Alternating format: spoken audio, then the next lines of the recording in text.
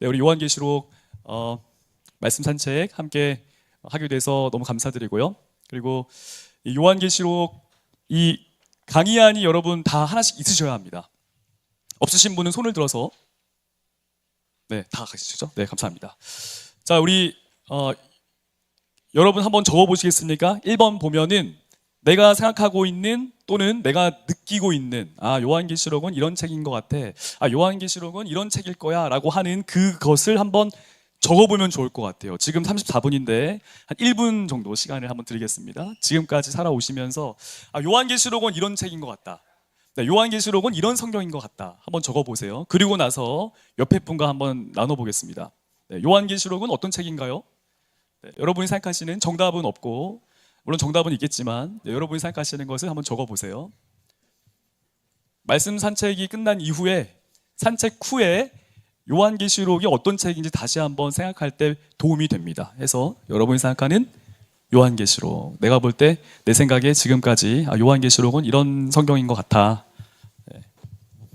뭐 다 좋습니다. 어렵다, 모르겠다, 무섭다, 신천지의 책 뭐 다 좋습니다. 한번 적어보세요. 여기서 신천지의 책이란 말은 좀 별로 어감이 별로 안 좋습니다. 그거는 없던 걸로 하겠습니다. 없던 걸로 할 수는 없겠지만 어쨌든 좀 어감이 별로입니다. 네. 자, 적으셨으면 우리 옆에 분과 한번 이야기해 보시겠습니까? 혹시 요한계시록은 어떤 책이라고 생각하세요? 한번 여쭤보시면서 서로 교제 한번 해보시면 좋을 것 같아요. 어떤 책이라고 생각하세요? 서로 편하게.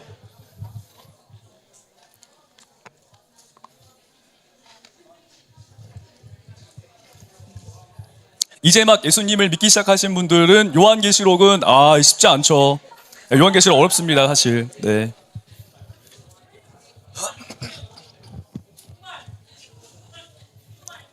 종말, 그쵸? 종말, 멸망, 그쵸? 요한계시록 하면은 종말, 멸망.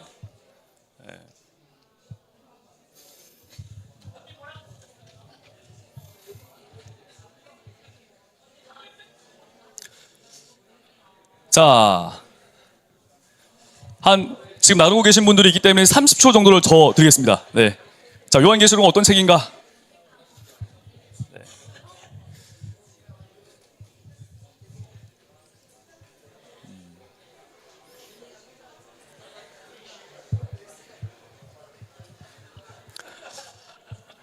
자, 그렇다면은 여러분 어떻게 요한계시록 어떤 책이라고 생각하세요? 무서워요. 멸망, 종말. 또 네. 종말과 재림. 그렇죠. 종말과 재림. 맞아요. 우리의 미래를 나타내고 있고요. 그렇죠. 그렇죠. 맞아요. 예언서. 맞아요. 우리에게 너무 중요한 맞습니다. 네. 요한계시록을 교회에서 이렇게 개관을 하는 경우는 일반적이지 않습니다. 이게 일반적이지 않다 그래 잘못된 건 아니고 이게 많이 읽혀져야 할 성경 중에 하나입니다. 왜냐하면 예수님이 이 성경을 봉인하지 말고 임봉하지 말고 읽으라고 말씀하세요. 사도 요한에게. 여러분 보세요. 창세기 3장의 그 부분에 1절에서 6절 보면은 마귀가 이 뱀이 여자에게 시험하거든요. 여자에게 유혹하는 그 뱀의 대사가 있어요. 마귀가 말하는 부분이 성경에 한 3번 나오는데 창세기, 욥기 뭐 이렇게 나와요. 근데 거기서 그 말씀이 중요할까요? 아니면은 예수님이 이 말씀을 기록해서 7교회 사자에게 편지하라. 어떠세요? 둘 다 성경이고 둘 다 중요한 내용이 맞아요. 그러나 경중을 따진다면 마귀가 한 말보다 우리 예수님이 이 요한계시록의 말씀을 기록해서 아시아에 있는 7교회의 사자에게 편지하라고 말씀한 이 내용은 더 중요하겠죠. 성경의 이 사도들이, 성경의 저자들이 성경을 기록해요. 하나님의 은혜와 이 성령의 감동으로 기록해서 이것을 성경으로 우리가 봤습니다. 근데 성령의 감동으로 기록한 것과 성령이신 우리 예수님이 직접 기록하라고 말씀하신 것과는 어떤 면에서는 차이가 좀 있겠죠. 요한계시록은 우리 예수님이 직접 사도 요한에게 나타나사 이것들을 적으라. 지금 보고 있는 것과 앞으로 이 일들 후에 반드시 속히 일어날 일들에 대해서 기록하여 아시아에 있는 7교회에게 보내라, 편지하라. 여러분 이 내용이 요한계시록 내용이에요. 근데 우리 많은 경우, 적지 않은 경우에 이 요한계시록은 이제 어려운 말씀, 이 두려운 말씀, 그리고 이단들이 너무나 막 건드리기에 너무 좋은 재밌는 말씀. 그래서 보통은 요한계시록 하면은 신천지나 뭐 이단 사이비들이 어느 무슨 말을 하면 요한계시록은 그거 아닙니다. 그렇게 말하는 거는 잘못된 겁니다. 로 정도로 알 뿐이지 실제로 요한계시록에 담겨져 있는 예수님이 우리에게 하고자 하시는 그 말씀, 그 뜻, 그 사랑은 놓치는 경우가 이제 허다하죠. 해서 여러분 이 말씀 산책 요한계시록 잘 오셨고 이제 스트레칭을 풀렸으니까 제대로 한번 이제 시작해 보도록 하겠습니다. 네. 감사합니다. 네. 감사합니다. 제가 저희 청년들과 약속한 시간이 있기 때문에 정확히 2시 40분 전에는 끝날 예정인데요. 네, 집중해서. 네. 우리 장로님 격한 박수 감사합니다. 네, 2시 40분 넘기지 않도록 네, 하겠습니다. 자, 요한계시록의 개관입니다. 두 번째, 2번 요한계시록의 개관. 저자와 독자인데 저자와 독자, 저술 연대와 목적을 아는 건 대단히 중요해요. 왜냐면 저 이거 알고 있어요. 저 잘난 사람이죠. 자랑하기 위해 하는 게 아니라 이게 필요해요. 성경을 볼 때 이게 필요해요. 그래서 이거를 알아야 되는데 저자는 사도 요한입니다. 목사님 그 증거를 대보세요. 요한계시록 1장 1절에 보면 사도 요한을 분명히 언급하고 있어요. 요한이 쓴다. 분명히 언급하고 있습니다. 그럼 요한이 그의 종들에게 쓴 건데 이때 그의 종들은 요한계시록 1장 11절 말씀에 아시아에 있는 7교회예요. 아시아에 있는 7교회. 자, 여기서 여러분 궁금하실 거예요. 왜 7교회입니까? 여러분 7교회 에베소, 서버나, 버가모, 두아디라, 사데, 빌라델비아, 라오디게아 이렇게 7교회인데 이 7교회 말고 고린도 교회는 왜 없을까요? 이런 생각 해보셨어요 혹시? 에베소 교회는 에베소 있죠. 데살로니가는 왜 없죠? 망해서 있었어요? 네, 망하지 않았습니다. 네. 안디옥 교회는 바울 사도가 처음에 해서 이방의 선교의 본 고장이었는데 왜 이런 더 중요하고 더 이름 있는 교회는 없고 왜 7교회, 아시아에는 7교회가 있을까요? 자, 여기서 우리는 이 7교회의 그 지형적인 위치와 함께 7교회가 갖고 있는 7이 갖고 있는 그 의미를 알아야 합니다. 이것은 중요한데 7교회라고 해서 해당되는 교회에만 이 말씀이 해당되는 것이 아니고 그 교회들은 가만히 보면 요충지였어요. 지역사회, 다른 교회로의 길목을 차지하고 있는 중요한 또 무역도시이거나 그래서 에베소 교회는 무역도시였고 서머나도 그렇고 두아디라도 그렇습니다. 굉장히 큰 도심이었어요. 거기서부터 회람하는 거예요. 다른 교회로 다 가는 거예요. 그러니까 라오디게아 밑이 골로새인데 골로새 교회는 해당 안 되니까 편제하지 마가 아니라 에베소부터 한 바퀴를 돌면서 한 바퀴 돌거든요. 돌고 이 라오디게아 교회 밑에 있는 골로새까지 다 이 말씀들이 회람된 거예요. 다 돌려본 거예요. 근데 7이라고 하고 있는 이 숫자 이제 완전수라고 여러분 알고 계실 거예요. 왜 7이 완전수이죠?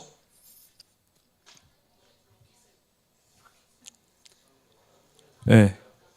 이런 거죠. 7이 완전수입니다. 왜냐면 어느 목사님이 그렇게 말씀하셨거든요. 근데 이런 거는 좀 더 확실해야 돼요. 7이 왜 완전수냐면 최초 7이라고 하는 게 어디서 언급됐는가를 봐야 돼요. 하나님이 일곱째 날에, 그죠? 일곱째 날에 안식하셨거든요. 모든 걸 창조하시고 일곱째 날에 안식하셨어요. 근데 그 하나님이 완전한 분이세요. 해서 7이 완전수인 거예요. 7교회, 완전한 하나님의 교회. 그 교회로부터 예수님이 그 교회에게 읽히도록 편지한 곳입니다. 우리 예수님은 2장, 3장 마지막 교회, 각 교회의 마지막에 보면은 성령이 너에게 하시는 말씀을 들을지어다 라고 하는데 성령께서 하신 말씀이기로 오늘 저와 여러분, 우리 새물결 교회에도 이 말씀은 유효하죠. 해당되는 말씀이에요. 그래서 요한계시록 말씀은 대단히 중요합니다. 자, 이게 언제 기록됐는가를 알면 이 당시에 있는 그리스도인들이 어떤 상태에서 이 말씀을 접했을까를 우리가 알 수 있는데 90에서 96년 이 파트모스라고 하는 그리스 가장 동쪽에 위치하고 터키 땅에 가까운 그 땅에서 이 도미티아누스 황제 치하 때 도미티아누스가 다스릴 그때에 이 말씀이 기록됐습니다. 자, 여기서 도미티아누스가 어떤 사람인지를 알아야 되는데 도미티아누스 황제 때 교회에는 대대적인 박해가 일어났어요. 예수님을 믿으면 죽였습니다. 재산을 다 빼앗았고 그리고 예수님을 믿으면 화형에 처했어요. 화형. 그래서 예수님을 믿으면 신앙생활 제대로 하면 죽임당했던 시대입니다. 법의 보호를 못 받는 시대예요. 만약에 우리 청년 중에 누가 제이가 예수님을 믿는다고 하면 제 예수님 믿니? 가지고 있는 거 다 내놔. 이게 됐던 시대예요. 집을 빼앗을 수 있었던 시대였어요. 직장생활, 예수님 믿어? 그럼 직장 너 못해. 이런 시대였습니다. 이때에 요한계시록의 이 수신자, 요한계시록을 받게 되는 그리스도인들에게 쓴 편지예요. 그러니까 이 내용은 우리와 어떤 면에서는 차이가 있고 어떤 면에서는 다 있습니다.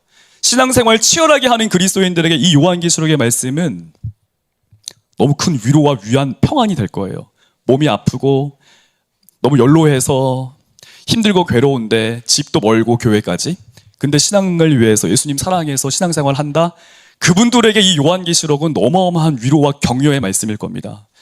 내가 주의를 지키기 위해서 먹고 사는 문제를 넘어서서 하나님 사랑하고 예수님 사랑해서 내 생명을 꺾기를 주저하지 않는 사람들에게 이 계시록의 말씀은 어마어마한 위로와 평안으로 다가올 거예요. 네. 그렇습니다. 자, 그러면 괄호 2번에 보면 이 계시록 말씀을 왜 썼는가? 종말에 반드시 일어날 일들을 계시함으로써, 다시요, 세상의 끝에, 시간의 끝에 예수님 다시 오실 그때에 반드시 일어날 일들을 계시함, 나타냄으로써 가, 나, 다가 있습니다. 자, 가부터 우리 같이 함께 읽어볼게요. 자, 시작. 처음 사랑과 행위, 살아있음을 잃어버린 죽게 된 것을 굳건히 하기 위해. 자, 일단 가만 볼게요. 자, 가에 보면은 이게 어느 교회냐면 에베소 교회와 사대 교회에 권면하는 말씀이에요. 에베소 교회와 사대 교회. 자, 에베소 교회는 처음 사랑과 행위, 이 살아있음을 잃어버렸습니다. 그 배경은 에베소 교회에 이단들이 들어와 있어요. 어떤 면에서 오늘처럼 또는 2, 3년 전에 이 신천지가 활보했던 그때의 이단인가, 이단이 아닌가 의심하고 서로 말이죠. 그러다 보니까 예수님을 향한, 우리 서로를 향한 처음 사랑을 잃어버린 거예요. 자, 여러분 한번 생각해 보십시오. 상황과 환경 가운데 교회가 예수님을 처음 경험했을 때 느꼈던 사랑함을 잃어버린 교회에 대해서 예수님이 그래도 잘했어, 괜찮아, 이렇게 말씀 안 하세요. 그거 회복하라고 말씀하세요. 처음 사랑 회복해. 예수님 처음 경험했을 때 느꼈던 그 생명에 대해서 회복해. 예수님 이렇게 말씀하시거든요. 두 번째 우리가 봤던 것은 남은 바 죽게 된 것을 굳건하게 하라. 이거는 이 사대교회에 한 거예요. 사대교회. 여러분 사대교회에 별칭이 있습니다. 별칭, 별명이 있어요. 뭔지 아세요? 사대. 너가 살았다 하는 이름을 가졌으나 실은 죽은 자로다. 실은 죽었다. 예수님 말씀하시거든요. 사대라고 하는 이름의 뜻은 딱히 없습니다. 그냥 사대예요. 지역 이름이에요. 근데 예수님이 그 교회의 별명을 알고 계세요. 살았다. 그만큼 어마어마한 생명력을 가졌던 그리스도인들이었음을 알 수 있어요. 예전에 내가 주님 앞에 이렇게, 내가 예수를 위해서 이렇게, 근데 상황 속에서, 환경 속에서 시간이 지나감에 따라서 죽은 거죠. 반응하지 못하는 거예요. 종교 생활을 하게 된 거죠. 그때 우리 예수님께서 야, 그래도 교회에 오니까 얼마나 다행이냐, 잘 왔다, 그래 그렇게 해, 괜찮아. 예수님 이렇게 말씀 안 하신다라는 거예요. 요한계시록에서는. 예수님은 뭐라고 하시냐면 남은 바 그나마 죽게 된 거, 그러나 살아는 있는 거, 그거를 굳건하게 하라고 말씀하세요. 굳건하게 하라. 이 두 교회는 상관이 있습니다. 어떤 상관이 있는가? 시간 속에서 예수님을 처음 경험했을 때 예수님을 사랑한다고 고백했던 그 생명이 상황 가운데 해해져 가는 거예요. 죽어가는 거예요. 아, 이래서요, 아, 저래서요, 아, 살다 보니까 이렇쿵 저렇쿵 해서 죽게 된 거죠. 근데 우리 예수님은 이거를 용납하지 않으신다. 포기하지 않으신다. 그 이유는 딱 이제 마지막에 다루도록 하고요. 자, 그럼 나입니다. 나는 괄호에 있는 나. 이것은 우리 1분 단위에 한번 큰 목소리로 읽어주시겠습니까? 자, 시작.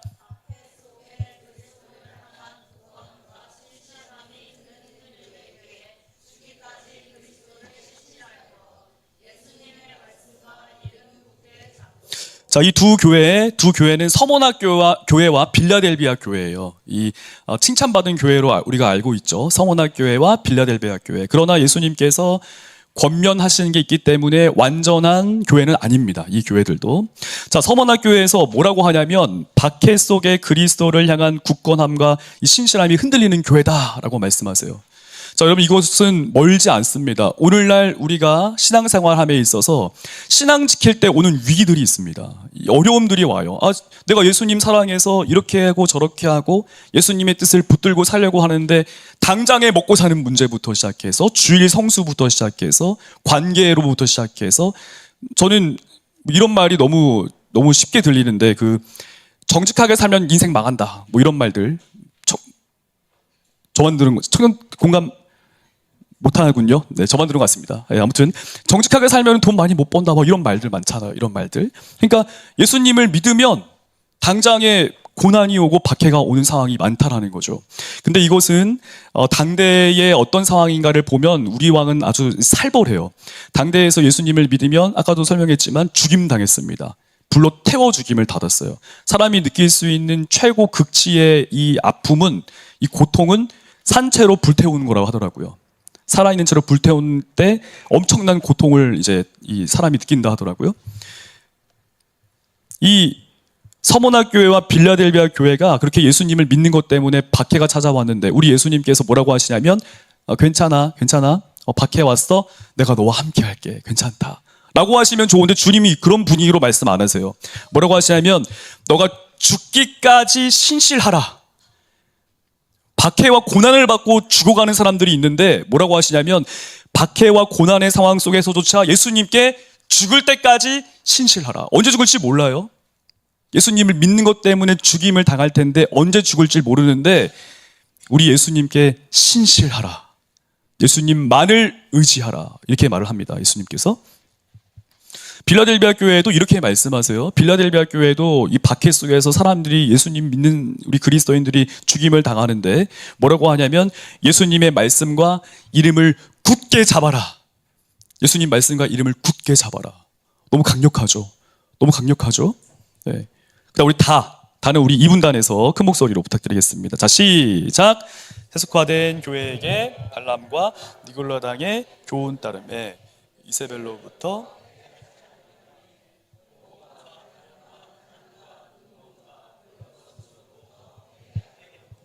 아멘. 자, 이 부분이 뭐냐면, 이 부분은 버가모 두아디라 교회와 그 다음 라오디게아 교회에 대한 권면의 내용입니다. 보면은 이 세속화됐다라고 하는 건데, 당대에서 그 시대에 살려면, 그 시대에 먹고 사는 문제에 더 잘 먹고 더 잘 사는 문제에 닿으려면 발람과 니골라당과 같은 교훈, 이 두 인물은 어떤 사람이냐, 뭘 의미하냐, 그냥 세상의 풍조에 휩쓸려 사는 거예요. 그냥 당시 길드라고 하는 조직에 가입을 했어야 이 사고 파는 매매가 가능했습니다. 길드라고 하는 조직에 가입을 해야 돼요. 근데 그 길드에서 뭘 하냐면 각 도시마다 우상 숭배하는 신들이 있는데 이제 그 신들에게 우상 숭배를 해야 돼요. 우상 숭배 어떻게 하는가? 사람의 본능적인 욕구를 따라서 해요. 음란 행위를 통해 우상 숭배를 해요.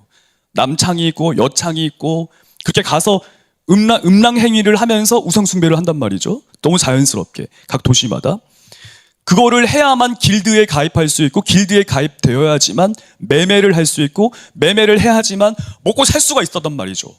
네. 우상 숭배를 하지 않으면 죽임 당하는 거고 교회를 지키기 위해서 막 아둥바둥 하다 보니까 처음 하나님을 향한 마음이 쇠해지고 이 총체적인 난국이죠. 근데 여기서 손을 잡은 교회들이 바로 우리가 조금 전에 이 권면했던 이 내용에 해당되어지는 버가모 두아디라 라오디게아 교회입니다.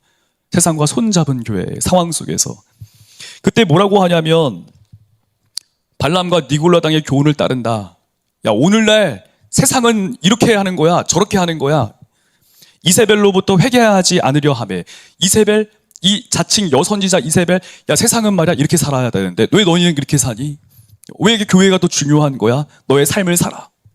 제가 도서관, 저희 합신의 도서관 정리를 할 때 그때 재미있는 책을 하나 발견해서 제가 그거를 가져왔는데 그 영어로 된 그 책이에요. 한국에서는 절대 출판 안 될 텐데 그 사탄스 바이블이라는 책이 있습니다. 사탄스 바이블. 이게 뭐냐면 사탄의 성경. 제가 그거를 봤어요. 사탄의 성경 봤는데 제 첫 번째가 뭔 줄 아세요? 너가 하고 싶은 것을 해. 진짜로. 처음에 첫 챕터가 너가 하고 싶은 것을 해. 두 번째가 너의 삶은 너 거야. 진짜 그렇게 써 있어요. 여러분, 이게 멀지 않습니다. 우리 시대와도 다 있는 부분이에요. 그래서 이스라엘로부터 회개하지 않으려 함에 대해서, 그리고 곤고, 가련, 가난, 눈먼, 벌거벗음으로부터. 이 라오디아 교회는 굉장히 부유한 교회였거든요. 그 위에는 히에라폴리스, 이 히에라라고 하는 거, 이 히에라는 히에론, 이 성전이라고 하는 단어인데, 이것을 그때 그 사람들은 그리스도인이 아니니까 이 히에론은 뭐냐면 우상 숭배하는 곳이에요. 우상 숭배하는 곳. 제단 이런데, 예. 그런 곳인데, 히에라폴리스는 우상들을 숭배하는 신전들이 굉장히 많이 있어요. 제가 어떻게 하냐고 저 가봤어요. 그래서 알겠습니다. 파묵칼레 막 이런 거 우상 숭배 엄청 하고, 그 밑에 골로새도 있고, 하여튼 뭐 라오디게아 주위에 굉장히 부유할 수 있는 상황이었고, 라오디게아 사람들은 내가 결핍이 없다, 우리는 필요가 없다, 이런 말을 했습니다. 라오디아 교회에 40년, 주후 40년에 엄청난 대지진이 강타했는데 라오디아 지역 다 무너졌거든요. 그때 로마로부터 하나의 이 도움의 손길이 오는데, 우리가 너의 도시의 재건을 도와줄게. 근데 라오디아 교회 사람들이 뭐라고 하냐면, 우리는 당신의 도움이 필요 없습니다. 스스로 재건했어요. 스스로. 라오디게아 교회가 아니라 라오디게아 지역의 사람들이. 그만큼 돈이 엄청 많았던 곳이 라오디게아예요. 이 라오디게가 금으로 꾸미고 뭐도 꾸미고, 근데 예수님을 믿고 다 휘황찬란하게 하고 다니는데, 예수님은 믿고 우상 숭배도 하고 뭐도 다 하는데, 주일 성수도 하고 다 하는데, 할 거 다 해요.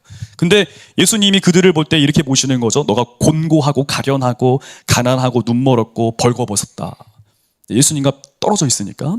우리 예수님께서 그래도 명맥을 유지해줘서 고맙다, 그래도 세속화되지, 완전히 이렇게 세속화되지 않아서 고맙다, 이렇게 말 안 하신다는 거죠. 요한계시록의 분위기에서. 주님은 뭐라고 하시냐면, 회개하라.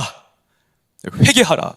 이 헬라어 회개하라. 이 메타노에오라고 하는 이 단어는 죄책을 느껴 돌이키다예요. 죄책을 느껴서 돌이키다. 이게 이 헬라어에서 말하는, 이 신약성경에서 말하는 회개하다입니다. 회개하다. 그냥 행동만 돌이키는 게 아니라 죄책을 느껴서 아파해서 삶에서 돌이키는 거. 주님께서 이렇게 말씀하세요. 정리해 볼까요? 끝난다는 것은 아니고, 네, 정리해 볼까요? 가, 나, 다.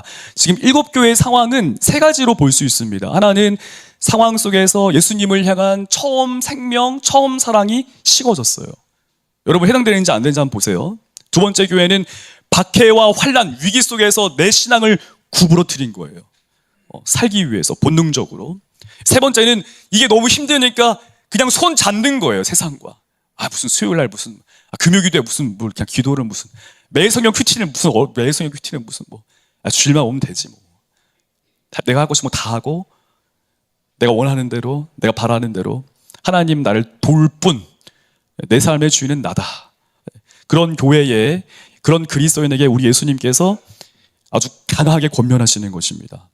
처음 사람이 식어졌다면 회복해. 처음 사랑 어디서 떨어뜨렸는지 기억해서 다시 회복해. 죽게 된 거 굳건하게 해. 우리 예수님 말씀하세요. 우리 예수님께서 박해 속에, 위기 속에 뭐라고 하시냐면, 죽기까지 신실하라고 말씀하세요. 죽기까지 신실하라. 네. 예수님만 의지하고 신뢰하라. 분위기가 달라요. 복음서의 예수님과 좀 다른 분위기예요. 괜찮아, 내가 너와 함께 한다. 괜찮아. 이렇게 안 하세요? 죽기까지 신실하라.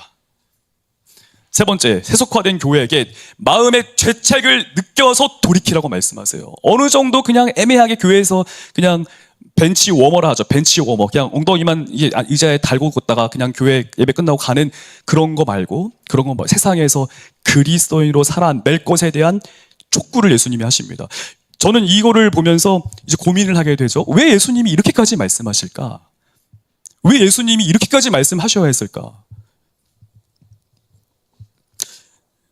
이 요한계시록 전체의 너무 중요한 주제입니다. 저는 이거를 어떻게 정리를 했냐면, 예수님께서 이렇게까지 말씀하신 이유가 있어요. 그것은 예수님은 우리와 살아있는 교제함, 사귐 누림, 화목 누림, 그래서 결국에 화목의 절정을 이루실 건데, 이 땅에서 우리 그리스도인에게 단 조금도 추호도 교제의 기쁨을 포기할, 양보할 이유가 없으세요. 예수님께 그럴 마음이 없으세요. 예수님은 조금도 교제의 기쁨을 포기하거나 사귐의 그 즐거움을 예수님 포기하고 싶지 않아 하세요. 조금도, 한순간도. 그게 아니면 예수님 이렇게 말씀 안 하시겠죠. 이렇게 말씀할 이유도 없고. 요한계시록에 기본적으로 박해를 받았던 이 상황 가운데서 처음에 예수님을 향한 마음이 식어진 교회에게 왜 그렇게 말씀하셨을까? 처음 사랑을 회복해야 돼. 처음에 예수님이 주셨던 그 생명을 다시 회복해야 돼. 왜 이렇게 말씀하셨을까? 왜 박해와 위기 속에서 괜찮아, 내가 너와 함께한다, 이런 위로가 아니라 죽기까지 신실하라, 왜 이렇게 말씀하셨을까? 세속화된 교회에게 그래도 명맥은 지켜줘서 고맙다가 아니라 마음 아파해 죄책 느껴 돌이키라고 왜 말씀하셨을까? 이유는 하나입니다. 예수님은 단 한순간도 우리를 포기하고자 하는 마음이 없으세요. 살아있는 교제의 기쁨 누리기를 원하십니다. 여러분, 우리 예수님이 이런 분이세요. 이거는 오늘 저와 여러분과도 유효합니다. 예. 이게 요한계시록에서 대단히 중요해요. 왜냐하면 이게 요한계시록에서 권면하는 내용이거든요.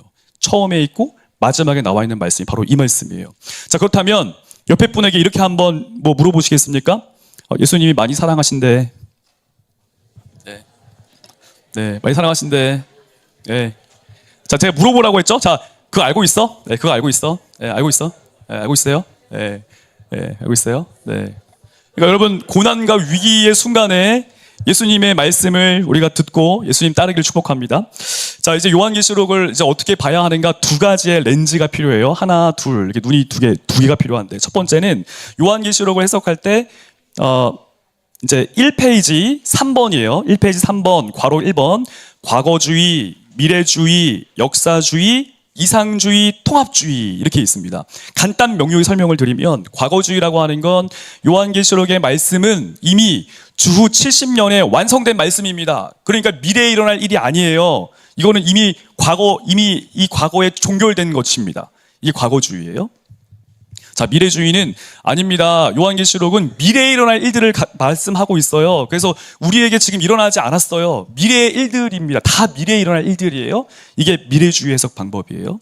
역사주의 해석 방법은 요한계시록의 6장은 지난 우리 한국의 일제강점기 때 일어났고요. 7장과 8장 말씀은 지난 다미 선교회 이런 이단 사이비한테 일어났고, 지금은 신천지 같은 사이비들이 다 몇 장이 다 이런 사건들이 있었어요 라고 하는 게 역사주의 해석 방법이에요. 우리 한국 같은 경우에 한국교회는 역사주의 해석 방식의 영향을 받았습니다. 666, 베레칩, 신용카드, 바코드 쓰면 안 된다, 이 모든 거, 백신이 666, 이거 다 잘못된 얘기고 틀린 얘기예요. 다 신천지의 반대해서 그 비스무리하게 해석한 건데, 자, 그리고 이상주의는 뭐냐면, 이상주의는 이 땅의 용어들을 썼을 뿐이지만 우리 하나님은 초월 세계의 하나님으로서 시간을 초월하시고 공간을 초월하시고, 그래서 이 땅의 언어로 기록된 것이지만 이 내용들은 시간에 제한받지 않는 초월 세계의 하나님의 역사를 기록한 것입니다. 이게 이상주의입니다. 그러면 우리 개혁교회, 우리 장로교회에서는 어떻게 해석을 하는가?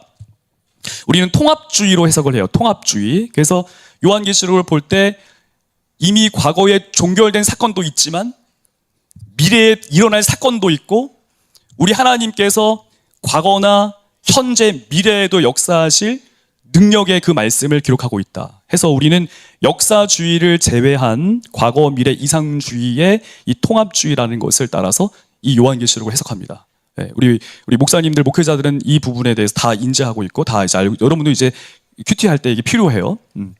역사주의가 왜 틀렸냐, 666 궁금하시죠? 666이 뭔지 궁금하시죠? 잠깐 설명드릴까요?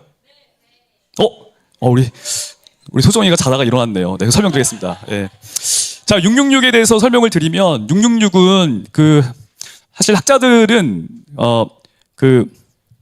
게마트리아라고 하는 단어를 써요. 게마트리아. 그래서 666을 히브리어로 돌려서 이것이 그때 당시 네로 황제를 지칭한다, 이런 말들이 있는데, 근데 연대가 맞지 않습니다. 네, 그런 식으로 요한계시록이 기록되지 않아요. 이게 666을 게마트리아라고 하는 숫자의 횟수를 따라 철자를 넣어서 그렇게 해석을 할 거라면 14만 4천, 셋대 반, 아니면 42달, 이런 거 다 그렇게 풀어야 되거든요. 근데 그렇게 다 안 풀어요. 공정하지가 않죠. 666이 갖고 있는 것은 마귀가 17장, 18장, 19장에 보면 마귀의 거짓 삼위일체가 나오거든요. 그래서 큰 붉은 용, 바다에서 올라온 짐승, 땅에서 올라온 짐승 다 성부 하나님, 성자 하나님, 성령 하나님을 카피해요. 마귀가 흉내내요. 이 마귀의 거짓 삼위일체를 흉내내는데, 자, 6이라고 하는 숫자가 뭔지를 아셔야 돼요. 6. 6은 하나님이 모든 만물을 창조하시고 7번째 날에 안식하셨는데, 함께 하셨는데, 그 하나님의 안식을 제외한 날이죠. 하나님의 안식을 제외한 날. 6이 갖고 있는 상징, 6이 갖고 있는 의미. 하나님과의 단절의 상태가 어떻게 보면 6이에요. 근데 6이다라고 하는 것은 이 3이 갖고 있는 완전성이 있어요. 완전함. 그래서 마귀의 거짓 삼위일체가 666이다라고 하는 것은 하나님과 완전한 단절의 상태를 뜻해요. 딱 여기까지입니다. 베레침, 백신, 이거는 허무맹랑한 근거 없는 얘기예요. 여기 휩쓸릴 필요 전혀 없습니다. 네. 자, 그렇다면 또 다른 렌즈가 필요해요. 어떤 렌즈냐면 요한계시록이 어떠한 장르로 기록됐는가 이 두 개를 이제 알아야 되는데, 가령 제가 질문하겠습니다. 이 질문 맞히시면 제가 선물을 제가 드릴게요. 끝나고 저한테 오십시오. 네. 자, 여러분 리오야단 아세요? 리오야단? 자, 리오야단. 네. 처음 들으신 분은 굳이 말씀하세요. 네. 자, 리오야단 아시죠? 그 리오야단 어디 나오는 줄 아세요? 리오야단이 어디 언급되는 줄 아세요? 시가서에 언급돼요. 시가서, 시편, 욥기에 이렇게 언급되는데, 자, 리오야단 실제로 존재하는 생물입니까? 어떠세요? 자, 이런 거와 같아요. 자, 아무도 안 맞췄으니까 선물은 제가 가지겠습니다. 자, 리오야단이 언급되는 부분이 있어요. 근데 이거를 예를 들어 요한계시록에는 용이 나오는데 용은 진짜 실제로 존재하는구나 이렇게 보지 않습니다. 여호수아서 역사서거든요. 역사적으로 실제로 일어났던 사건으로 봐요. 근데 시편 같은 경우나 아니면 잠언이라든지 이렇게 시로 쓴 그 표현들을 우리는 예를 들어 여호와는 나의 목자시니 내게 부족함이 없으리로다. 그 여호와가 목자면 여호와 하나님은 진짜 목자처럼 딱 이렇게 지팡이 들고, 우리 이렇게 보지 않는다는 얘기죠. 리오야단도 마찬가지 그런 표현이에요. 그러니까 요한계시록을 볼 때 예수님을 어떻게 묘사하는가가 좀 중요한. 예수님을 7 뿔이 있고 7 눈이 있고 죽임당한 거와 같고 어린 양인데, 여러분 이런 표현은 괴물이에요. 괴물이잖아요. 그죠? 죽임당한 것 같은 어린 양이 있는데 피가 범벅돼 있어요. 살아있어요? 근데 눈이 7이에요? 뿔도 7이에요? 이게 어떻게 예수님이실 수 있어요? 그죠? 그러니까 이거를 실제적으로, 역사적으로 해석을 하지 않습니다. 그러니까 이런 거예요. 제가 좀 쉽게 설명하려다 더 어렵게 됐는데 죄송합니다. 네. 자, 서신서가 있어요. 서신서. 요한계시록은 서신서다. 편지 양식이 있어요. 그래서 이 편지 양식은 진짜 교회에게 지키라고 말씀하신 거예요. 그러니까 이거는 상징일 거야. 뭘 지켜. 죽기까지 어떻게 신실해. 내가 뭘 하겠어. 이게 아니라 죽기까지 신실하라고 했기 때문에 죽기까지 신실하는 거예요. 편지 양식이 하나 있고, 두 번째는 선지서의 성격이 있어요. 그래서 미래에 일어날 일과 함께 하나님의 뜻이 담겨져 있어요. 요한계시록에. 세 번째는 묵시문학인데, 이 묵시문학은 주전 2세기에서 주 1세기 때에 초월 세계의 하나님의 영광스러움을 이 땅에 표현한 방식을 가르쳐요. 그래서 이상, 구약 성경을 또 많이 인용하고 환상을 언급하고 이제 이런 내용들이 있습니다. 좀 더 이해를 돕는다면 뭐가 있을까요? 일단 넘어가겠습니다. 중간중간 궁금하신 거 있으면 한번 질문을 해주시면 되겠습니다. 왜냐하면 저희가 가야 할 길이 좀 적지 않습니다. 이제 여기서부터는 좀 재밌게. 네. 자, 이 페이지는 뭐냐면 여러분 지도예요. 지도. 이게 지도입니다. 요한계시록은 기본적인 좀 이해가 필요한데, 예를 들어서 하루에 한 장씩 본다. 요한계시록 알 수 없어요. 그렇게 읽으면. 물론 하나님 주신 은혜는 분명히 있겠습니다만, 이 전체를 통해서 사도 요한이 뭘 말하려고 할까 알려면 지도가 필요해요. 지도. 네, 적어도 요한계시록만큼은요. 그래서 보면은 1장 1절에서 7절 서두라고 하는 것은 이제 글의 첫 머리인데 편지 양식으로 써요. 편지 양식. 그래서 22장 20절에서 21절 제일 밑에 보면 다시 A하고 다시 이게 있죠? 결미.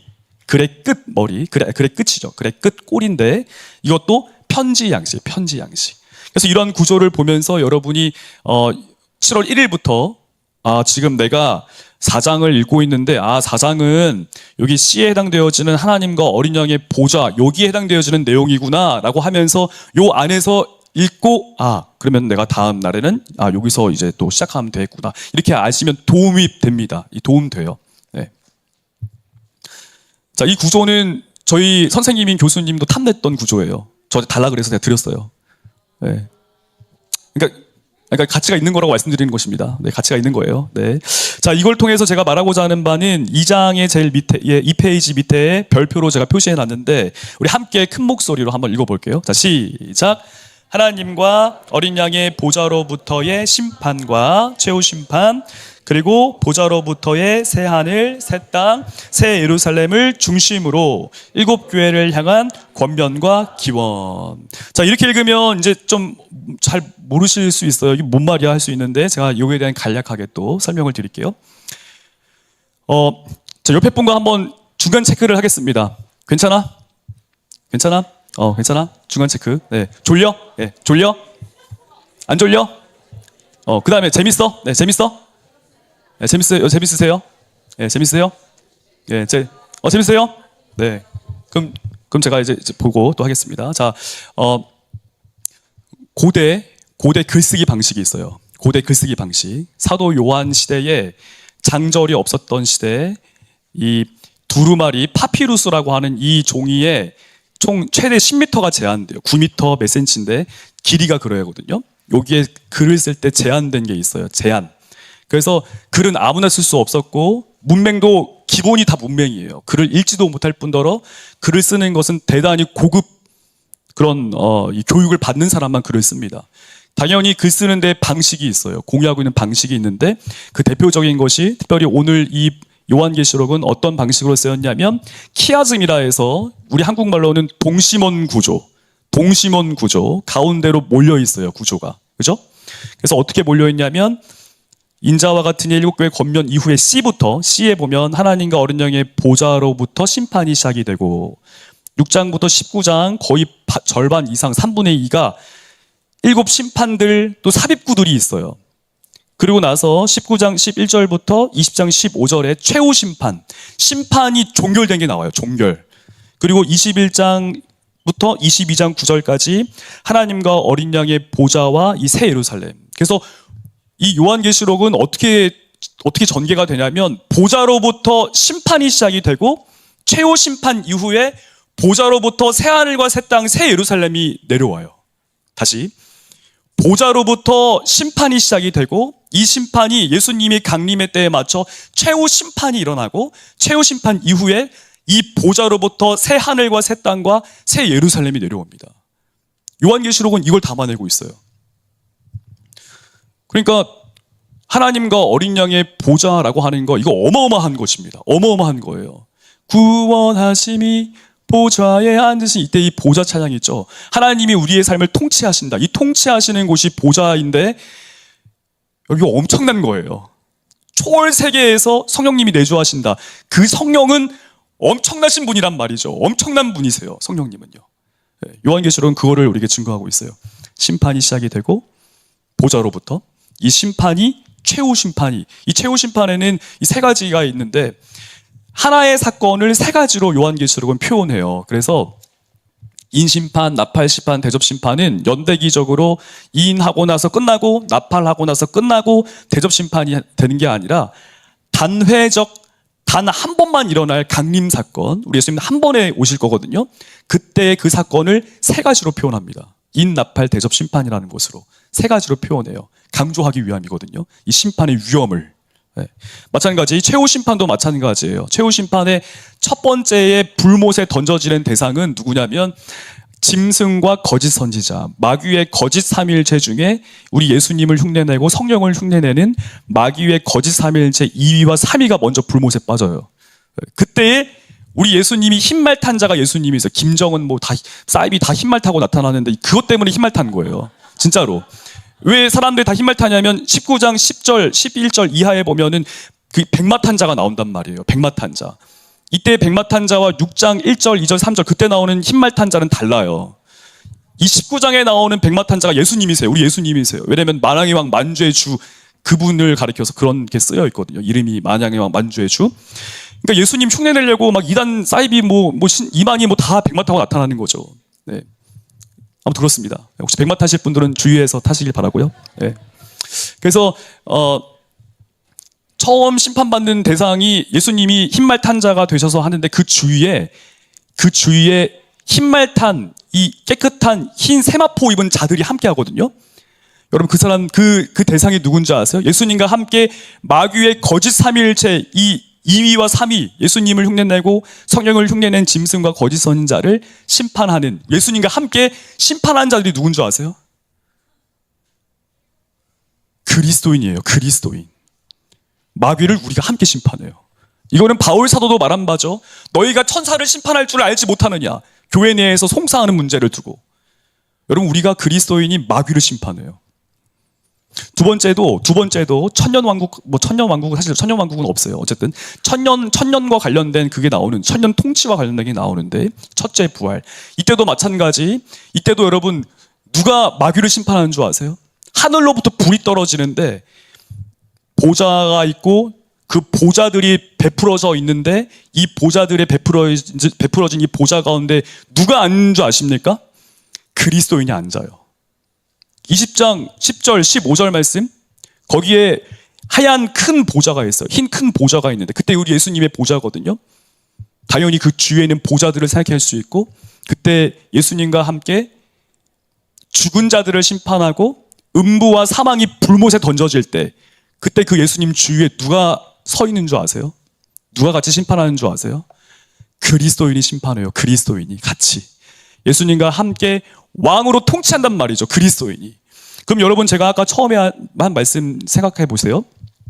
왜 예수님이 우리 교회를 향해서 그리스도인을 향해서 힘들고 처음 사랑이 식어지고 박해와 고난이 오는데 거기서 내가 죽기까지 왜 살아내야 하고 교회가 세속화된 거에 대해서 예수님이 마음 아파하면서 돌이키라고 왜 이렇게 말씀하셨을까?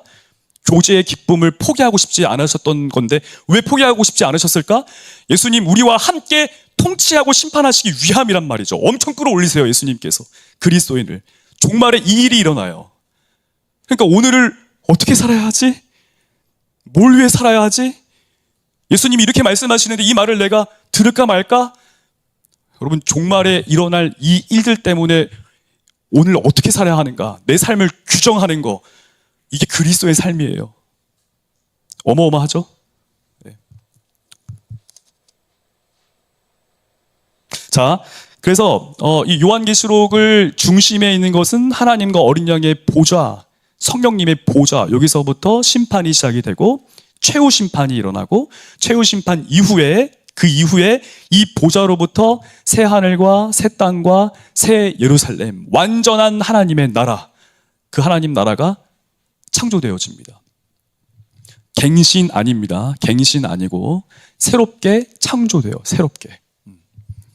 우리 하나님과 이 화목의 절정 누리기에 적합한 몸으로서의 부활체를 입고 자, 여러분 부활체에 대해서도 잠깐 이 설명이 좀 필요할 것 같은데 왜냐하면 제가 이 설명을 하는 것은 시간이 제법 좀 있어요. 자, 여러분 예수님이 부활의 첫 열매가 되시잖아요. 그죠? 우리도 부활할 거거든요. 자, 옆에 분과 다시 한번 질문해 볼까요? 자, 부활의 몸은 어떤 몸일까? 네, 부활의 몸은 어떤 몸일까? 네, 어떤 몸 같으세요? 네.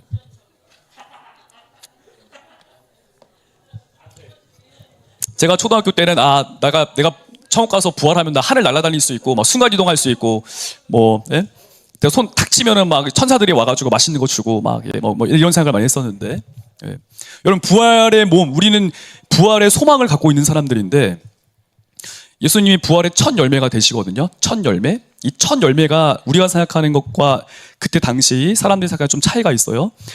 팔레스타인에서의 첫 열매가 갖고 있는 의미는 그곳으로부터 동일한 열매가 미친 듯이 많이 일어날 거를 염두하고 쓴 말이에요. 첫 열매라고 하는 게.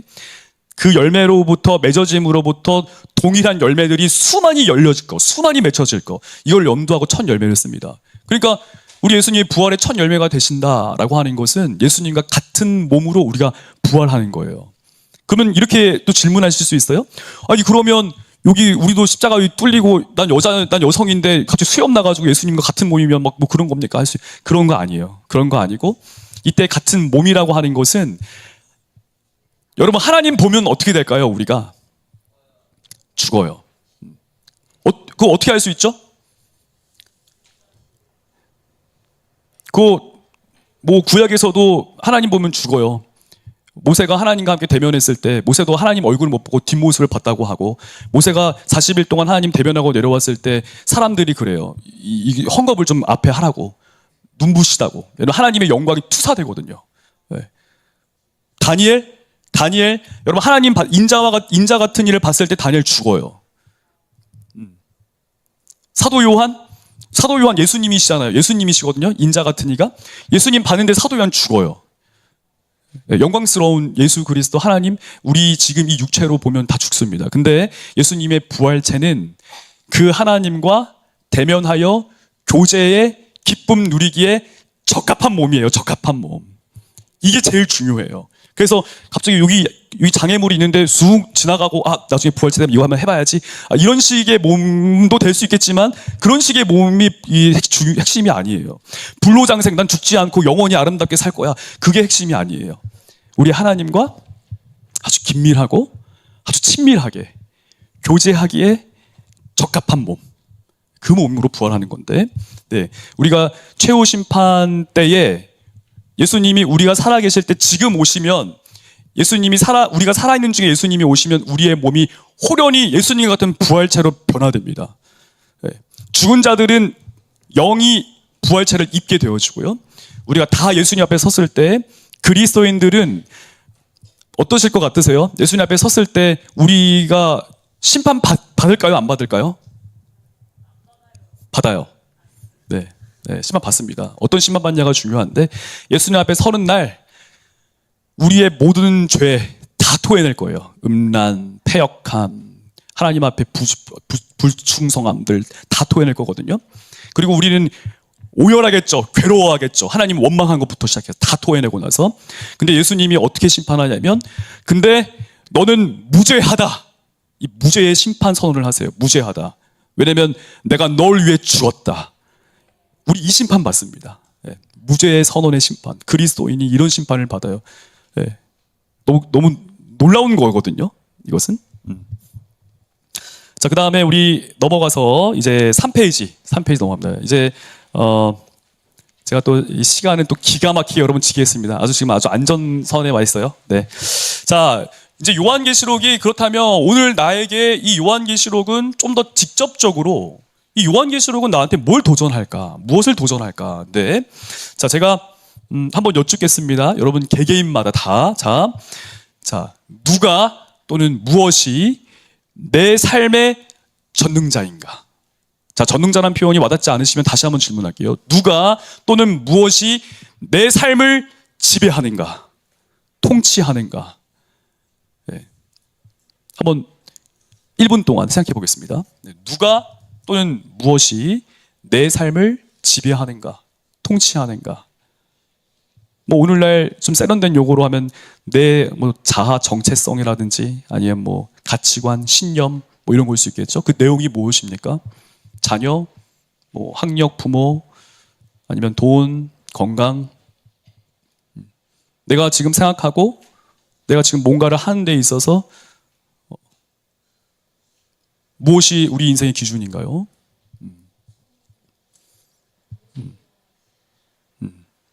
자, 여기서 옆에 보면 전능자하고 괄호에 이게 막 써 있잖아요. 이거는 이제 무슨 말이냐면 이게 판토크라토르예요. 판토크라토르라고 하는 단어인데, 네, 판토크라토르라고 하는 이 단어가 그때 당시 황제에게 돌렸던 표현입니다. 황제에게 돌렸던 표현. 근데 그 전에 이사야 시대 때 또 다니엘 시대 때 이 단어 또한 이사야 시대 때 썼던 단어예요. 우리 여호와 하나님께 돌렸던 단어예요. 그러니까 도미티아누스 황제, 로마 황제보다 훨씬 더 전에 우리 하나님께 돌렸던 표현이 이 전능자예요. 전능자. 판토크라토르. 누가 내 삶의 전능자인가? 여러분 이게 1세기에 이 요한계시록의 수신자 7교회들에게 굉장히 중요했습니다. 누가 내 삶의 주인인가? 누가 내 삶의 전능자인가? 우리 하나님께서 나는 처음이고 마지막이고 나는 알파와 오메가고 나는 전능자다 이렇게 말씀하시거든요. 1장 8절에서. 누가 전능자인가가 중요해요. 이 전능자 싸움이거든요, 결국에.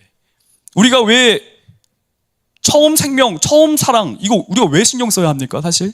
지금 우리 충분히 잘하고 있는 거 아니에요? 박해가 오고 고난이 와요. 예수님 믿으면 죽는데요.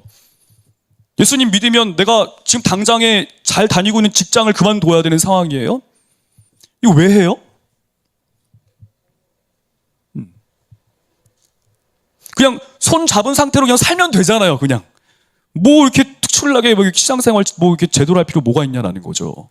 그냥 손 잡고 그래 니캉 내캉 그냥 잘 살아보자 그냥 하고 이렇게 하면 되는데 뭐하러 연초부터 저희 특별 새벽기도 진짜 막 거의 막 진짜 장난 아니었잖아요. 연초부터 막 우리 특별 새벽기도 또 하자고 막 이렇게 하고 막 이렇게 막 진짜 뜨거워져서 막 그죠?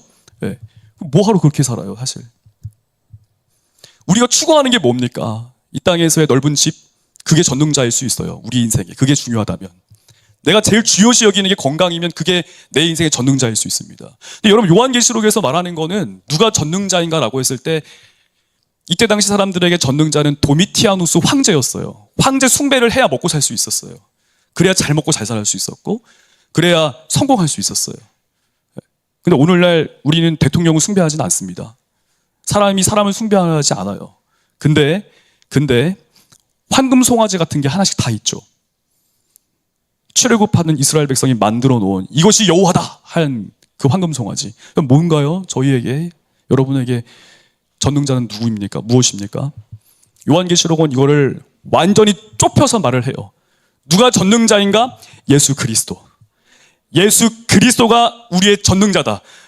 여기서부터 요한계시록 시작이 돼요. 그러니까 처음 사랑이, 처음 생명이 죽어간다? 살려내는 거예요. 다시 살려내는 거예요. 세상과 손잡았다? 이거 끊어내고 죄책 느끼고 돌이키는 거예요. 왜냐하면 전능자가 예수님이시니까. 그 예수님이 내게 말씀하시는 거니까. 박해와 고난이 온다? 예수님 믿는 것 때문에 손해본다? 건강이 상해진다? 예수님이 전능자니까, 내 인생의 통치자고 주권자니까 그거 그대로 가는 거예요. 그 하는 것입니다. 여러분 궁금하셨죠? 왜 김민 목사님 지치지도 않나? 왜 이게 열정이 도대체 언제 꺾이는 거야 할 수 있는데 집에 가면 꺾입니다. 네. 절대 염려하지 마세요. 네, 집에 가면 꺾이고 언제 괜찮으시다면 제가 바늘로 한번 찔러서 제 피가 나는 걸 보여드릴 수. 네, 아무튼 농담이었습니다. 네. 제 삶의 전능자가 예수님이세요. 그러니까 그 예수님 믿고 사는 거죠. 네. 저희 담임 목사님이 제가 부임하고 얼마 되지 않아서 교제하면서 이 멋진 단어를 하나 주셨어요. 파부침주. 이 파부침주가 뭐냐면 소뚜껑 깨 부수고 이 배를 가라앉힌다. 예. 그러니까 앞만 보고 전쟁에 참여하는 군인들에게 쓰는 용어예요. 파부침주. 그러니까 앞만 보고 죽기 살기로 사는 거예요. 전진만 하는 거거든요. 그래서 이제 파부침주 말씀하실 때 가끔 이따금 오늘 금요기도에 한번 잘해보자고 하면은 파부침주 이렇게 하면 이제 너무 부담스러워 목사님 이러시는데 예. 그렇게 사는 거죠. 그리스도이니까. 그죠? 예. 자, 그렇다면 자, 종말에 반드시 내게 일어날 일은 무엇일까요? 종말에 나에게 일어날 일. 세상의 마지막 때에 우리 예수님 다시 오시는 날, 그날에 내게 어떤 일이 일어났을까요? 어떤 일이 일어날까요? 이제 이 부분은 인, 나팔, 대접 심판 6번째와 7번째 사이에 인터폴레이션, 이 막간이라고 하는 또 다른 이야기, 또 다른 말씀이 거기에 다 껴 있어요. 근데 그 말씀들을 가지고 한번 보는 거예요. 자, 종말에 내게 어떤 일이 일어나는가? 이제 여러분 궁금해하실 부분이 바로 이 14만 4천. 자, 14만 4천은 이거는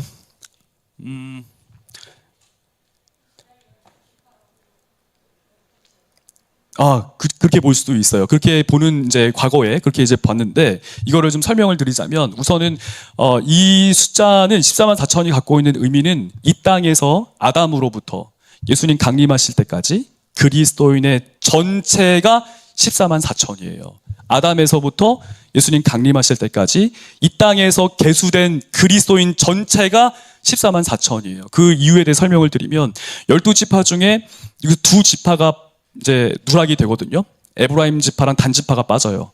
자, 에브라임 지파, 단 지파에 대한 지식이 좀 필요한데, 에브라임은 북왕국 이스라엘, 하나님께 악행만 했던 지파고, 단 지파는 사사시대에 배치받은 배치받은 그 지역에서 거기 없었어요. 사실 삼손도 거기 없었어요. 블레셋 쪽에 있었거든요. 북쪽에 아마 단 지파가 북쪽에 배치받았는데, 그러다가 동쪽으로 이동하고 동쪽으로 이동하다가 없어져요. 단 지파는. 처음부터 사사시대 처음부터 하나님을 거역했던 지파가 단 지파예요. 단 지파. 처음부터 정착을 하지 않았어요. 배치받은 곳에. 단 지파가 빠지고 에브라임 지파가 빠지고 어떤 지파가 들어오냐면 요셉 지파, 에브라임과 므낫세의 아버지 요셉이 들어오고, 그리고 레위가 들어옵니다. 레위는 13번째 지파. 그러니까 레위는 뭐냐면 제사장 지파예요. 제사장. 12지파에 해당 안 돼요, 레위는. 근데 여기서 에브라임과 단, 하나님을 거절하고 거역했던 지파가 빠지고 레위 지파와 요셉 지파가 들어왔다라는 것 때문에 유대인으로 볼 수 없어요. 유대인 아니에요. 그리고 실제 구원받는 사람이 14만 4천이면 예수님 온다라고 하는 이런 신천지의 이 교리는 이거는 예수님이 가만두지 않으실 거예요. 네, 진짜로. 말이 되지 않는 소리고. 그래서 이게 보면은 1만 2천씩 12지파예요. 1만 2천씩 12지파. 자, 12라고 하는 숫자는 완전수입니다. 왜 완전수죠? 자, 이때 완전수라고 하면은 거슬러 가야 돼. 그래서 최초 12가 언제 쓰였지? 이스라엘을 12지파로 하나님이 세우셨구나. 하나님이 완전하신 분인데 12지파로 세웠으니 12는 완전수구나. 이렇게 가는 거죠. 이렇게. 1000이라고 하는 숫자. 여러분, 바알에게 무릎 꿇지 않은 7,000명 아세요? 7,000명? 바알에게 무릎 꿇지 않은 7,000명. 엘리야 시대 때. 이거 그때 당시 엘리야 시대에 어떤 사람이 막 이거 계수할 때 이거 누른 거 아시죠? 탁탁탁탁탁 해서 6,990과 7,000이다. 이 7,000명일까요? 아니에요. 상징적인 숫자예요. 7이 가지고 있는 하나님의 완전함, 하나님의 임하심, 함께하심. 고대 사회에 1000이 갖고 있는 그 의미가 있어요. 1000은 시간에 쓰이면 영원함, 사람이나 사물에 쓰이면 완전함을 뜻해요. 그러니까 10이라고 하는 12에 1000을 곱한 게 1만 2천이고 1만 2천이 12지파다. 완전한 하나님의 백성, 하나님의 자녀. 이게 14만 4천이 갖고 있는 의미입니다. 그 다음에 다른 것들은 사실 제가 뭐 책을 조금 본 게 아니에요. 엄청 봤어요. 저도 다른 주석가들이라든지 다른 학자들 책을 봤는데 본문의 지지가 약해요. 14만 4천을 볼 때는 하나님께서 아담으로부터 예수님 강림의 때까지 이 땅에서 계수된 사람들의 전체가 14만 4천입니다. 이 이상 의미 없어요. 그러니까 뭐 신천지에서 무슨 지파 또 무슨 지파, 그거는 말 섞고 싶지도 않아요. 그건 말이 안 되기 때문에. 자, 그 다음에 능히 셀 수 없는 큰 무리가 또 나와요. 능히 셀 수 없는 큰 무리. 자, 이때 능히 셀 수 없는 큰 무리는 누구일까요? 그리스도인. 맞아요. 이 땅에서의 그리스도인이 14만 4천이라면 초월세계 보좌 앞에 서서 있는 그리스도인이 능히 셀 수 없는 큰 무리예요. 둘 다 같은 대상을 가리키지만 사용되어지는 의미가 달라요. 이 구약 성경에서 계수의 의미가 있습니다. 제사장 같은 경우에는 하나님을 섬기는 데에 계수를 해요. 나이에 따라서. 이스라엘 일반 지파 같은 경우에는 전쟁에 참여할 때 계수를 해요. 다시 말하면 이 땅에서 그리스도인들이 어떻게 살아야 하는가를 알 수 있겠죠? 하나님을 섬기며 사는 자들이고 동시에 이 땅에서 싸우는 자들이에요. 신앙을 지키기 위해 싸우는 자들. 아담으로부터 예수님 강림의 때까지 모든 그리스도인이, 완전한 하나님 백성이 그렇게 사는 거죠. 근데 능히 셀 수 없는 이 큰 무리에 대해서 7장 13절과 17절 말씀에 이런 소개를 하는데, 이 사람들이 누구냐라고 했을 때 당신이 하십니다라고 하고, 이 천사가, 이 장로 중에 하나가 이제 이런 얘기를 합니다. 이들은 큰 환난에서 나온 자들인데 어린 양의 피에 옷을 씻어서 희귀한 자들이다. 자, 어린 양의 피에 옷을 씻어서 희귀한 자들이다. 피에 옷을 씻으면 희게 될까요? 안 되죠. 안 되죠. 이건 이 상징적인 표현입니다. 묵시 문화적인 표현인데, 자, 어린 양의 피라고 하는 것은 예수님의 피로 옷을 씻는다라고 했을 때, 이때 옷은 그때 당시에 신분, 자격을 의미해요. 옷이 갖고 있는 것은 신분과 자격, 이 사람이 누구냐를 의미하거든요. 그러니까 예수님의 피로 옷을 씻어 희게 했다. 이 희게 했다라고 하는 것은 하나님의 백성, 하나님과 상관 있는 자들을 가리켜요. 그러니까 예수님의 피로 옷을 씻어서 희귀한 자들이라고 하는 것은 이 땅에서 그리스도인으로 사는 자들을 가리키죠. 예수님을 믿고 신뢰하고 사는 자들. 자, 지금 제가 이런 식으로 하다가는 여러분 주무실 것 같으니까 이제 도라락 정리하고 바로 넘어가겠습니다. 자, 최후 심판이 있고 작은 두루마리를 또 받아 먹으면서 배에선 쓰지만 입에선 꿀처럼 단 그런 또 일들이 있습니다. 하나님의 성전과 제단 그 안에서 경배하는 자들 측량하는데 성전 바깥마당은 이 측량 말 것에 대해서도 말씀해요. 이방인들이 거룩한 성 42달 동안 짓밟을 것을 또 말씀하고 두 증인이 1260일 동안 예언하되 능력을 행사하는데 이때 무적행에서 올라온 짐승과의 전쟁으로 이들이 죽임 당합니다. 자, 이게 무슨 얘기를 하는 거냐면 그리스도인들이 여러분 이 땅에서 승리할 것 같아요? 패배할 것 같으세요? 승리하면 좋겠지만 패배해요. 요한계시록은 패배할 것을 말하고 있어요. 자, 천사가 두루마리를 주는데 사도 요한이 그걸 먹어요. 먹는데 순서적으로 입에선 달지만 배에선 쓰더라. 이게 논리적 순서가 맞아요. 근데 요한계시록은 배에서 쓰되 입에선 달더라. 순서가 좀 바뀌어 있어요.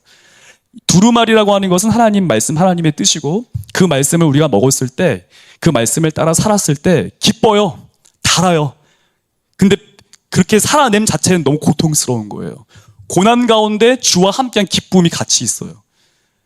그리고 그 끝이 뭐냐면 성전에서 측량해라. 경배하는 자들을 측량해라. 이 측량이 갖고 있는 것은 보호거든요. 보호. 성곽을 이제 세워서 보호하고 이제 안녕하기 위해서인데 바깥마당은 두라고 말을 해요. 42달 동안 짓밟힘 받을 거라고. 여러분 우리 하나님께서 이거는 저도 한번 참 고민이에요. 그리스도인에게 왜 고난이 올까? 왜 아픔과 상함이, 왜 괴로움이 올까?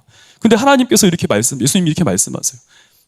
두 증인이 1260일 동안 예언하는데 42달이 일수로 바꾸면 1260일입니다. 1260일을 달수로 바꾸면 42달이에요.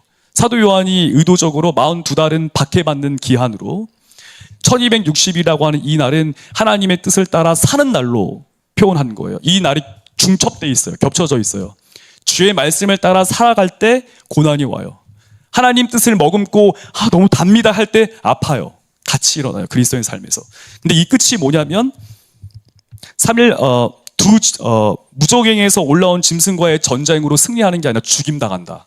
죽임당한다. 11장 7절 말씀. 죽임당하고 끝나요. 근데 중요한 건 여기서 쉼표 찍고 반전이 있다라는 거예요. 쉼표 찍고 반전. 어떤 반전이 있냐면 3일 반 후에 하나님께로 생기가 두 증인에게 들어가서 그들이 자신의 발로 일어서고 구름을 타고 하늘로 올라가요. 그리고 최후 심판이에요.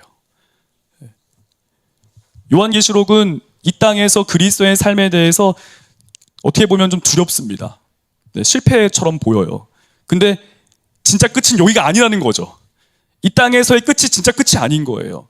노쇠에서 쇠에서 소천하신다? 거기서 안 끝나요, 그리스도인은. 그 다음이 있어요. 그 다음이 진짜예요. 이게 요한계시록에서 증거하고 있습니다. 4분 남았기 때문에 이제 마무리를 하겠습니다. 네, 놀랍죠? 네. 자, 오늘 나는 어떻게 살까? 이제 오늘 나는 어떻게 살까 합니다. 여러분, 옆에 분과 이제 거의 이제 이렇게, 자, 이제 다 끝났습니다. 눈을 뜨세요. 네, 다 끝났습니다. 눈을 뜨세요. 자, 물어보실까요? 어떻게 살 거예요? 어떻게 살 거예요, 이제? 여기서 어떻게 살 거예요? 네. 어떻게 살 거예요? 네. 큐티 하실 거예요? 안 하실 거예요? 네. 자, 요한계시록은 종말론적 현재에 대해서 우리에게 강하게 소리 외치고 있습니다. 종말론적 현재. 목사님 잘난 척하지 마세요. 종말론적 현재 쉽게 설명해 드릴게요. 종말에 반드시 일어날 일이 오늘 나의 삶을 침투해 지배하는 게 종말론적 현재의 삶이에요.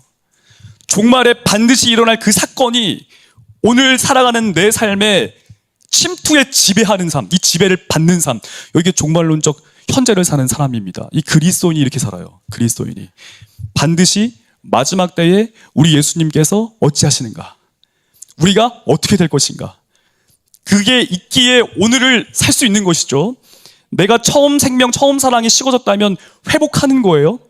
내가 박해와 탄압 가운데 내 신앙이 꺾이고 막 두려움 따 죽기까지 신실하도록 나아가 보는 거죠. 왜냐면 종말에 이런 일이 있을 거니까요.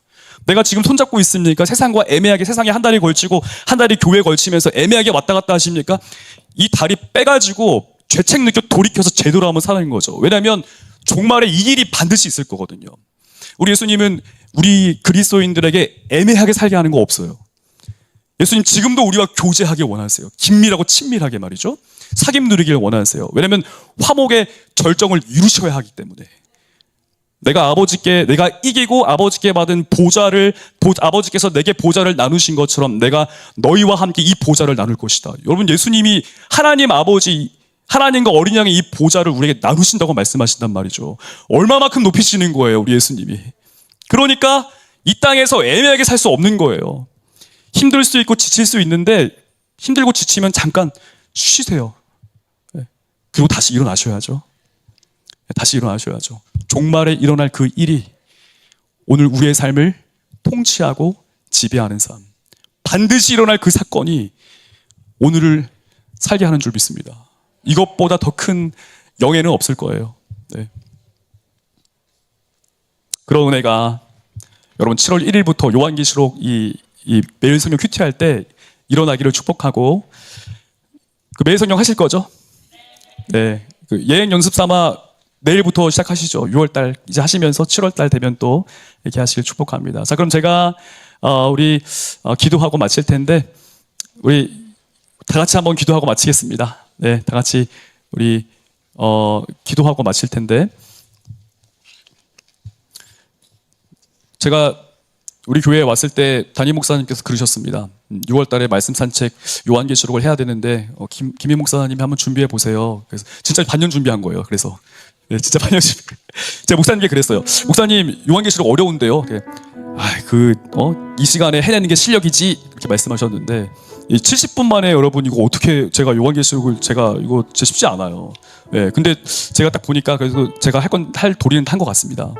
너무 궁금하시거나 잘 모르겠다 하시는 분들은 제게 개인적으로 오셔서 질문하시면 좋을 것 같고, 근데 한 가지는 기억하셨으면 좋겠어요. 종말에 우리 예수님 다시 오신다. 예, 다시 오셔서, 제가 하는 말 아니고 요한계시록에 2번 쓰여 있는데, 이 땅에서 우리가 힘든 거 있죠. 신앙 지키기 위해 살다 어려운 거 있죠. 우리 예수님이 우리 눈에서 난 눈물을 닦아주신다고 말씀하세요. 그러니까 알고 계시는 거죠, 우리 예수님이. 이 땅에서 신앙 지키는 삶이 얼마나 힘들고 어려운지. 네. 그 예수님을 기대하며 사는 겁니다. 네. 오늘 하루도 살고 내일도 살고 또 1년을 살아가는 거죠. 주의 종과 증인으로 말이죠. 이상 기도하실 때 주님, 내게 이 요한계시록의 말씀이 내 뼈 마디마디마다 스며들게 해주십시오. 주님, 다시 오심을 고대하며 살게 해주십시오.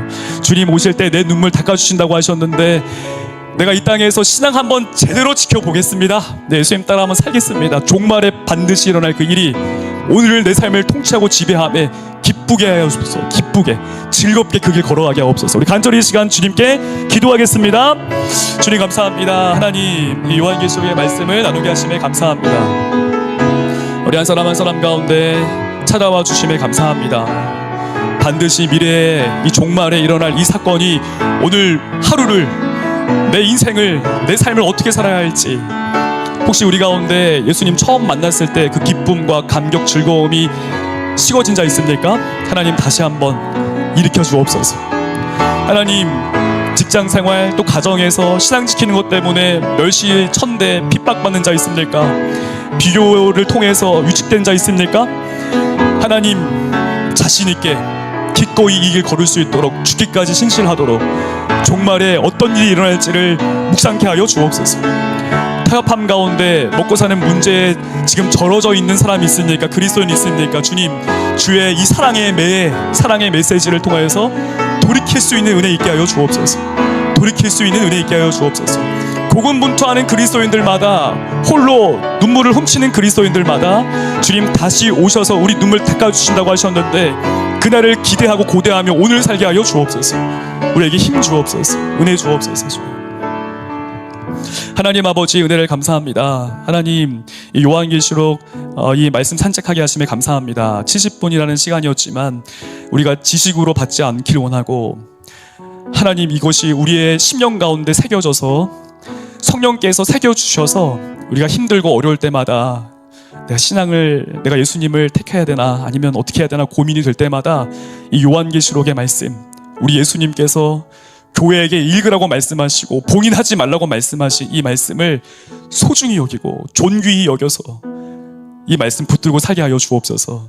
하나님, 우리가 오늘 이 공예배 때 오전에 들은 말씀처럼 우리가 속도보다는, 좋아하는 것보다는 중요한 것을 택하길 원합니다. 우리 인생 가운데 독생자를 찢어서 사랑 주신 그분께, 우리 하나님께 너무나 중요한 그 하나님을 향해서 오늘 하루도 한 주도 살아갈 수 있도록 은혜를 더하여 주옵소서. 사랑이 많으신 예수님의 이름으로 기도합니다. 아멘.